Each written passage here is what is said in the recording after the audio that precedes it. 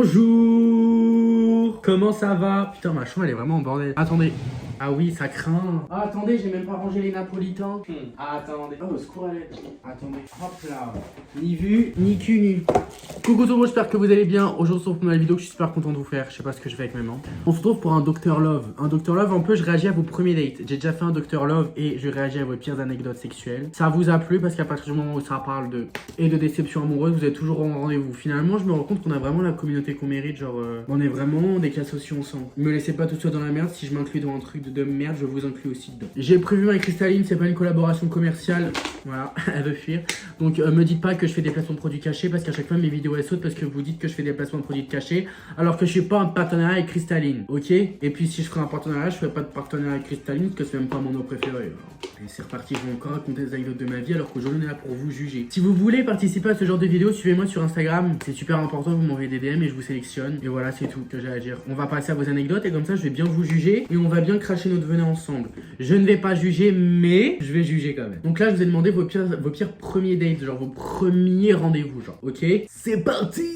Alors déjà que j'ai perdu fou en l'amour, je pense que là ça va vraiment m'enterrer 6 pieds sous terre au sol. Alors, coucou Thiago, j'espère que tu vas bien. Oui, ça va super pour le moment, mais je pense que ça va pas tarder à aller très mal. Je suis allé boire un verre avec un mec rencontré sur internet. Et ensuite nous avons marché jusqu'à une boutique et on s'est promené dans les allées sans grand intérêt. Quand on est sorti, il a jeté un œil dans la vitrine avant de me dire: c'est bon, mon ex nous a vus, je suis parti aussi. Vraiment les chiens de la classe, les clochards de première quoi. Donc ça veut dire qu'il s'est servi de toi et dès que votre ex vous a vu, genre en mode ciao tout petit quoi. Mais t'as bien fait de partir ma belle. Parce que ça veut dire qu'il veut juste rendre jaloux son ex parce que c'est une grosse sous-merde hein. Les hommes en 2024, des grosses sous-merdes là. La preuve en est hein. Mais la preuve en image quoi. Après nous on passe pour des cons parce qu'il y a des connards qui font de la merde. Bah j'espère qu'il a souffert et qu'il y a le karma qui est passé et qui lui a niqué sa race. Parce que nous on n'est pas des bouches-trous. Voilà ma belle, t'as bien fait de partir. Star. Désolé s'il y a du vent mais il pleut bergère là en ce moment. On est vraiment en automne là. Ça recommence, c'est parti quoi. Rendez-vous Tinder. On se retrouve dans un bar, même beau gosse que sur les photos. Ça commence. Prévenant, marrant, séduisant. Bref, on se dévore des yeux et je commence à envisager de le ramener chez moi. Pour ne pas lui dévorer avec les yeux ma belle. Ne la fais pas à nous s'il te plaît. C'est tout ce que tu veux, lui dévorer la teub. Quand il croise le regard d'une nana qui s'avère être son ex. Mais vous avez un problème avec vos ex. Pourquoi vous croisez toujours vos ex au mauvais moment vraiment Il se lève la voir, lui roule une pelle devant tout le monde et se barre avec elle. En nous laissant moi et mon morito planté seul au comptoir. Fierté moins 10. Ouais mais t'as un morito. Les moritos c'est la vie. Donc faut mieux être seul et heureux avec un morito que en couple et malheureux avec un pélo. Thiago 2024. Non mais bourrez-vous la gueule, allez en soirée, allez en boîte, amusez-vous au lieu de vous prendre la tête avec des connards. Voilà. Surtout des mecs qui savent pas s'ils veulent. Allez hop hop hop. Premier rendez-vous avec l'homme que je trouvais idéal. Bon bah ça commence à... Quand ça part comme ça en général ça va finir très mal ma belle, tu vas tomber très haut. Après s'être à peine installé à table du restaurant, il m'a regardé droit dans les yeux et m'a demandé si j'avais des dettes financières. C'était un banquier. Ah oui. Et bah dans ce cas-là tu lui demandes un emprunt pour acheter ta villa à Beverly Hills et fonder ta vie avec un millionnaire. D'accord? Vous savez là quand les gens ils vous posent des questions culottées, ce que vous faites c'est que vous les michetonnez un max, d'accord? Vous faites votre michetot un max, après vous les jetez. Genre vraiment manipuler le manipulable. Ça a aucun intérêt, c'est même pas français ce que je viens de dire. Mais bourrez-vous la gueule. Alors la meuf a mis un titre photoshopé et raciste. Donc je pense que là on va déverser notre haine. Je suis comme as là. Après de nombreux échecs dans ma vie amoureuse en général, je décide de m'inscrire sur Tinder. Bah niveau échec amoureux on est pareil, mais niveau Tinder non. Pour elle j'ai 18 ans. Mais bon déjà je me suis fait bannir de fruits, alors pour vous dire. Je regarde quelques profils et commence à discuter avec un mec plutôt mignon et très sympa. C'est toujours comme ça au début. Le feeling passe bien, il me propose donc d'aller boire un verre. On s'était donné rendez-vous dans un bar, je suis arrivé à l'heure, mais malheureusement le bar était fermé. Ah merde. J'ai attendu 20 minutes en plein cagnard. Commençais déjà à transpirer, puis à stresser, puis à transpirer. Tu l'as déjà dit.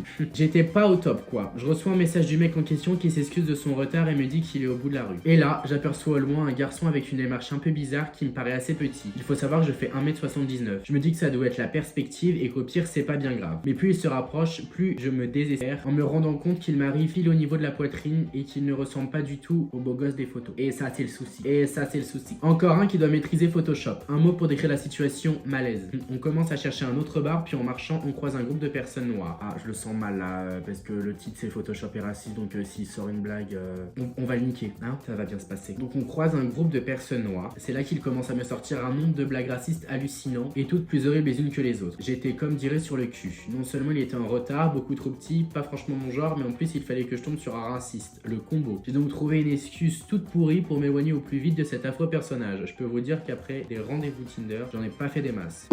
Enculé. Ouais, puis tu te permets pas de juger. Déjà, déjà t'es pas raciste, déjà. Et puis tu te permets pas de juger les autres quand tu te retouches la gueule, d'accord? Gollum. Il m'a tendu celui-là. Il m'a tendu là. Ou je suis pas yam là. Bon, je vais grave rien faire, hein, mais j'ai le droit de dire mon opinion. C'était un garçon que j'avais rencontré sur Adopte un mec. Ouais, ça date, ça. Le logo, c'est le truc avec le panier en mode un caddie, non? Je suis pas renseigné, j'ai juste vu la pub à la télé. On avait vachement discuté, et puis un jour, on se rencontre. Vraiment. Ah, vraiment, genre, on se rencontre vraiment dans la vraie vie. Non, parce que j'ai pris la mauvaise intonation, quand ça me fait ça, j'ai envie de me tirer une balle. Donc, on se rencontre vraiment. Il arrive en retard, connard. Je l'attends à l'arrêt de métro Opéra. Et là, je vois le mec de mes rêves, grand, blond, barbu. Un blond barbu? Je vois pas de blond barbu, genre, j'ai jamais vu un blond barbu de ma vie. Bah après je connais pas de blond, donc c'est peut-être pour ça. Grrr, coquine, tu veux te le faire? mais ce n'était pas lui. Ah merde. Bah ah la tuile. Ah oui quand même. Alors là. Bah sorry, my bad. J'aurais tué les gens qui disent ça. 5 minutes après, je vois un gars plus petit, plus mince. C'était lui. On va l'appeler Gaston. Ah bah le pauvre. Désolé pour toutes les personnes qui s'appellent Gaston, mais excusez-moi. Excusez vos parents. Gaston s'approche de moi, me fixe, me sourit et m'explique qu'il a cassé ses lunettes dans la journée, donc il ne voit pas très bien. Ah bah merde, ça commence bien. Bah, je pense que toi t'aurais préféré casser tes lunettes pour pas le voir, non? Bref, on va dans un bar boire un verre. J'espère que t'as pris de la vodka ou du rhum histoire que ça te torche bien la gueule. Après une demi-heure de conversation, il sort une pochette de son sac, sort des feuilles et me présente des questionnaires de psychologie. En mode, tu es dans une forêt, tu rencontres un animal, quel est cet animal? Tu dois traverser d'un point A à un point B via de l'eau. Qu'est-ce que c'est? Une rivière, un fleuve, un étang, l'océan. Les réponses permettent une analyse psychologique de dingue. Plus l'étendue de l'eau est grande, plus tu as une libido sexuelle de dingue. Oui, c'était un premier encart. Là déjà on passe le cap du mec chelou. Bon, les psychologues, casse-couille, genre t'es à ton premier date, t'es là, tu veux boire un verre, faire connaissance, l'autre il te sort un DM de physique, frère. Puis quoi encore, tu veux le théorème de Thalès pour calculer l'addition? Je crois que ça n'a rien à voir. Bref, vous me saoulez là. À ça, on peut rajouter que Gaston s'est absenté plusieurs fois pour aller aux toilettes. Mais il a peut-être une petite vessie, on peut pas lui en vouloir, ou alors il était stressé, il avait la chiasse sa mère, hein. Ça on peut pas en vouloir aux gens. Au bout d'une bière, il m'explique qu'il ne se sent pas très bien et qu'il aimerait prendre l'air. Putain, il est torché au bout d'une bière, oh là là. Enfin, dit-il, le mec est torché au bout de votre carré de bulle, hein, mais bon. Une bière, c'est chaud quand même. Hein. Voilà, j'espère que c'était pas une tourtelle parce que on voit l'excuse pour partir du rencard. On sort du bar et en marchant, il me dit qu'il a mal digéré les croissants de ce matin et qu'il n'arrête pas de gerber. Voilà, premier rendez-vous et le dernier avec Gaston. Bah, en soi, on peut pas trop lui en vouloir à part le questionnaire de psychologie, il a trop rien fait de mal, notre Gaston. Enfin, voilà. Hein. Bon, on passe à la prochaine parce que le pauvre, quoi, en vrai. J'avais rencontré un chauffeur de taxi vraiment sympa, drôle, avec qui le feeling était vraiment bien passé. On a décidé de se revoir un soir où il ne travaillait pas et nous nous sommes retrouvés sur une grande place à Paris. Seulement voilà, je ne l'avais jamais vu autrement qu'assis dans sa voiture. Il est petit, c'est sûr. Et le détail qui a été fatal pour moi est qu'au moment où il est sorti du taxi, je n'apercevais plus que le sommet de son crâne. Ah quand même. Bah là, une canette d'Oasis. Il mesurait pas plus d'1m50. Mais il était pas en stage de découverte de 3ème, genre il était majeur.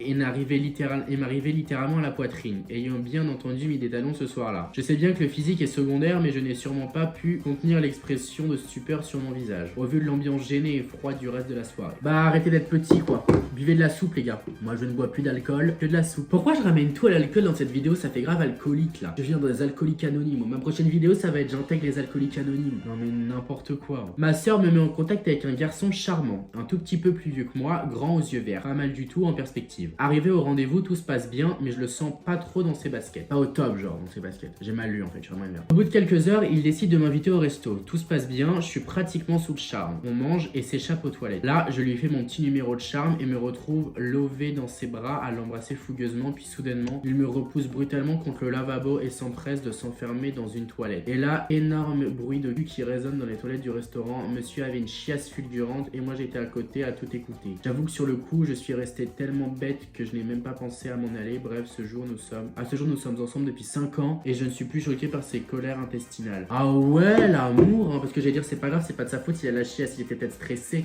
Putain, bah c'est mignon, hein, c'est mignon, mais moi c'est pas à moi que ça m'arriverait. Hein. C'est pas à moi que ça m'arriverait. Vraiment, en fait, je pense que je suis destiné à rester célibataire avec mon chat toute ma vie. C'est triste là, ce que je suis en train de dire. Je vais finir en dépression, mais grave là. J'avais rendez-vous avec le frère du copain d'une copine. Oh là là là là, bah là ça commence mal déjà. Le copain du copine, d'un meilleur ami du copain de la grand-mère. En général, tout ce qui est affilié aux gens, non. Ça commence mal. Du coup, j'avais rendez-vous avec le frère du copain d'une copine. Il était spécialisé en nutrition. Oula, on a affaire à un pro de chez Nature House. Il a passé la soirée à détailler tout ce qu'on nous servait, à compter les calories. À la fin, il m'a dit si tu veux, je te fais un prix pour perdre quelques kilos. Je n'ai pas rappelé. Mais quel connard! Mais quel connard! Tu vas prendre des kilos dans ton cerveau. Mange merde. Vraiment, les mecs, c'est des connards. Hein. Vraiment, je suis désolé, mais comment vous voulez que je défende ça quoi. On se fait yesh là, putain, il casse les couilles. Après être sorti d'une rupture assez difficile, je décide d'accepter un rencard avec un ami sur Facebook. Oula, on a quelle année là? En 2013. Mec canon qui semble intelligent, drôle, sympa. Bref, rien à redire en appart. Je le vois et on prévoit d'aller voir un film au ciné. On se parle et le garçon commence à rire tout seul dans son coin dès que je raconte quelque chose. Étrange. Puis une fois au ciné, il tente une approche très maladroite. Tente de me toucher les cheveux en m'arrachant à moitié la tignasse et me touche la joue en me griffant. Et surtout m'embrasse sans que je puisse le repousser. Une fois, deux fois, impossible de m'en débarrasser. J'ai dû faire semblant de dormir pendant tout le film pour qu'il ne m'approche plus. Une fois les films terminés, je rentre chez moi en feintant un rendez-vous urgent en me disant que je ne le reverrai plus jamais. Erreur, il avait oublié une enveloppe dans mon sac, j'ai fini par lui envoyer par la poste pour ne plus le croiser. Un conseil, laissez le temps au temps. Si vous voyez qu'une personne vous repousse, n'insistez surtout pas. Bah oui, mais après là, si vous tombez que sur des cons aussi, con sur con sur con sur con, bah nous ça nous donne pas de chance dans le futur avec des gens quoi. Donc c'est la merde là. Vraiment les mecs qui font les connards, ils pensent pas aux gens derrière eux, du coup bah ils foutent la merde. Et ils font chier tout le monde. Alors, on s'était rencontrés grâce à ma meilleure amie. Je précise qu'on est tous les deux russes. Ça avait collé niveau caractère, il était assez mignon. Il m'a proposé un rendez-vous et j'ai accepté. Le jour du rendez-vous, il était très galant, mais je sentais qu'un truc clochait. On était en train de se promener et quand il a essayé de m'embrasser, mais j'ai refusé. Ah, il n'a pas insisté. Et puis, ah ben moi je serais grave partie du rendez-vous, hein. J'essaie de t'embrasser, tu me repousses, mais moi je vais m'enterrer si pieds sous terre avec le transforme. Il n'y a même pas d'excuse possible. Il n'a pas insisté et puis en parlant de tout et de rien, on s'est rendu compte qu'on était des cousins au 2e degré. C'est quoi premier degré? 2e degré, c'est genre second degré, vous êtes pas vraiment cousins? Non, c'est quoi 2e degré, 1er degré? Je comprends rien là, moi je suis pas mathématicien. On a bien rigolé et depuis on est de très bons amis. Disons que maintenant je me méfie quand je fais la connaissance d'un russe. Ah oui, d'accord. T'imagines, tu couches avec un mec et tu te rends compte que c'est ton cousin ou quelqu'un de ta famille, genre ton frère. Putain, quand même quoi. C'est chaud ça. Chaud cacao, chaud chocolat. Hein. Si tu me donnes tes noix de coco, moi je te donne mes ananas. Un jour, rendez-vous avec un mec avec qui j'ai discuté 5 minutes sur internet. Bah, truc à pas faire déjà. Il m'invite à boire un café chez lui. À peine je franchis la porte, ça pue les croquettes et le chat mouillé. Mais vraiment une odeur forte et abominable. Il s'excuse pour l'odeur, je lui réponds ça va pas être possible, ça pue trop. Il m'insulte et me dit casse-toi, gros lol. Ouais, bah si ça pue, casse-toi. Hein. Genre, fais le ménage. Je sais pas, je comprends pas. Peut-être son chat, peut-être c'était Jeffrey Dahmer, genre. Peut-être le mec qui avait des corps dans son frigo. On sait pas, hein, méfiez-vous des côtelettes de veau. Rendez-vous Tinder. Vous avez un problème avec les sites de rencontres, c'est pas possible. Le garçon arrive avec 25 minutes de retard. Le café qu'il avait choisi était affreusement glauque. On parle. Je tente de trouver des points communs, mais rien. Il n'est pas bavard et il ne cherche pas à me connaître. Nous nous mettons à parler de IST. Je travaillais dans le milieu du VIH-Sida à ce moment. Et tranquillement, il m'explique qu'il n'a jamais fait de dépistage à 25 ans, alors qu'il a eu de nombreux rapports non protégés avec un grand nombre de filles. Faites des dépistages, c'est important, et protégez-vous, c'est important. Je lui explique pourquoi c'est important, à ce quoi il me répond qu'il ne veut pas car de toute façon il est clean, il le sent. Ouais bah vous sentez beaucoup de choses les mecs, hein. Voilà. À la fin de ces 2 terribles heures, il m'a proposé de venir chez lui, à peine à 100 mètres, boire un dernier café. J'ai bien évidemment refusé et rapidement filé prendre le métro. Mais il voulait te piner ma belle, mais c'est sûr, gros crasseux. C'était le jour de la mort de Michael Jackson, il a pleuré dans mes bras toute la soirée. Moi Michael Jackson il me fait peur donc je pleurerai pas pour lui, mais rest in peace quoi. Mais le pauvre quoi. Enfin le pauvre, mais tu fais pas deck le jour de la mort de Michael Jackson, puis même enfin c'est quelqu'un que tu connais pas, donc redescends sur terre, c'est pas ton grand-père, ni quelqu'un de ta famille, tu le connais pas. Il brasse juste des millions sur ta gueule. Je suis sûr qu'à aujourd'hui il gagne encore des millions même s'il est enterré 6 pieds sous terre depuis 600 ans. Hein. Mais c'est sûr, mais c'est sûr. Alors, c'était un rendez-vous Tinder. Putain, vous enchaînez Je lui avais donné un rendez-vous devant un salon de thé, place Monge, qui paraissait sympa. On rentre, on papote, tout se passe bien. Disons que nous sommes polis jusqu'à ce que je reçoive la note de 20 €. Le thé. Quoi 20 € le thé? C'était le salon de thé UP. Bah là, bon, je paye en serrant les dents. On se donne rendez-vous pour la suite. Concert au 104. Il me dit qu'il y va à moto, mais qu'il n'y a qu'un seul casque. Alors, on n'a qu'à s'y retrouver. J'y vais en métro, je l'attends 1 heure, 2 heures, 3 heures, il n'est jamais venu. Le lendemain, il m'envoie un SMS. Désolé, j'étais pas intéressé, alors je suis rentré chez moi. Merci de me prévenir que maintenant. Bah oui. En fait, je peux même pas essayer de défendre l'indéfendable. Parce que voilà, je ne peux pas défendre la déventable. T'es un connard, je te le dis ouvertement, t'es un connard quoi. Vous avez les couilles pour Ken, par contre, quand il faut assumer les choses, il y a plus personne. Ah, les hommes. J'étais en Espagne, un mec plutôt mignon est venu me draguer. Le courant est très bien passé. À un moment, quand on est, un autre mec m'a fait un clin d'œil. Et là, j'ai cru qu'il allait littéralement le défoncer. Il m'a regardé, il m'a dit de faire attention car il est très jaloux et il ne me partagerait pas. Sans rire, bien sûr. Il veut pas tes codes des réseaux sociaux non plus, enfin, je veux dire, il veut pas mettre votre date dans votre bio. Gênant. Ça faisait même pas 2 heures qu'on se connaissait. J'ai prétexté que je partais le lendemain en France et que mon avion était tôt pour fuir. Il a même voulu me suivre jusqu'à mon hôtel. Non mais ça y est, nique ta mère toi aussi. Il est fouille ou quoi? Non mais l'autre il s'est cru dans quoi là? Il a cru que vous étiez marié avec 5 gosses. Un soir je sors avec des copines dans un bar et par hasard je rencontre un homme plutôt canon et sympa. On discute et on s'entend bien. Il me propose de terminer la soirée chez lui. J'accepte. On arrive à son appartement et en bon gentleman, il m'offre à boire. Il me dit de patienter quelques minutes. Il se dirige vers sa chambre. Un long moment s'écoule et il n'est toujours pas revenu. Inquiète, je vais voir ce qu'il se passe dans la chambre. Je le retrouve habillé en latex, de la tête aux pieds avec un fouet dans la main qui me regarde et me dit vilaine, t'en ami du temps. Mais c'est pas enfin, je genre pas les tenues, mais c'est pas les... En général, c'est les meufs qui mettent des grosses tenues en latex moulantes. Enfin, j'ai jamais vu un mec en tenue de latex avec un fouet. Je m'imagine et franchement, je préfère ne pas m'imaginer. T'as fui. Mais l'autisme, mais en latex, il a cru que c'était du Rex, quoi. Du Rex géant. 30 capotes pour le prix d'une.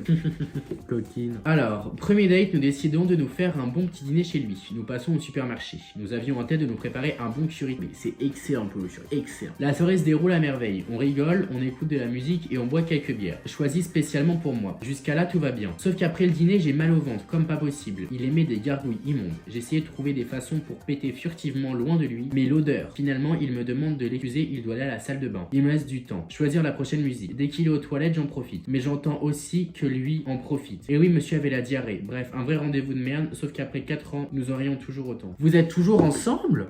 Vous êtes restés amis? Moi j'espère que vous êtes ensemble parce que c'est mignon. Le titre c'est Pas le temps de niaiser. Ça me rappelle une musique que j'ai fait avec Melvin. Pas le temps de niaiser, que le temps de baiser. Voilà, là on est vulgaire. On est vulgaire. J'ai rendez-vous avec un mec avec qui j'ai super bien accroché sur un site de rencontre. Oh là là, facebookrencontre.com. La soirée se passe super bien, rien à dire. Puis nous nous quittons avec notre premier baiser. Le baiser prend fin et là il me regarde dans les yeux et me dit: je t'apprécie vraiment, mais si nous nous mettons ensemble, il faudrait que tu perdes du poids. Je lui ai répondu: il te faudrait que tu sois moins futile. Connard. Bah non mais comment vous voulez défendre ça?